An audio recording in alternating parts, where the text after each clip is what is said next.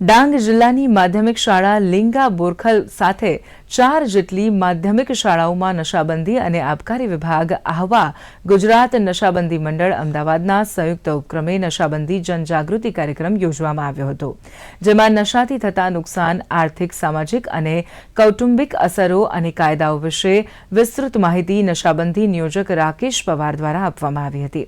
આ કાર્યક્રમમાં વિદ્યાર્થીઓ દ્વારા નાટકીય રીતે નશાબંધી પ્રદર્શન કરી સમજ આપવામાં આવી હતી। આ કાર્યક્રમમાં નશાબંધી અને આબકારી કચેરી આહવા અને એન્જલ સખી મંડળના સ્ટાફ સાથે શાળાના આચાર્ય, શિક્ષકો અને મોટી સંખ્યામાં વિદ્યાર્થીઓ હાજર રહ્યા હતા।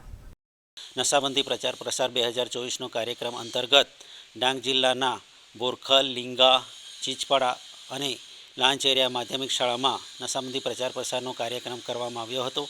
આ કાર્યક્રમમાં શાળાના વિદ્યાર્થીઓ દ્વારા નાટક, એકપાત્ર અભિનય, વક્તૃત્વ સ્પર્ધા દ્વારા સુંદર આયોજન કરવામાં આવ્યું હતું અને કચેરી તરફથી તેમને પ્રોત્સાહન ઇનામ આપવામાં આવ્યા હતા।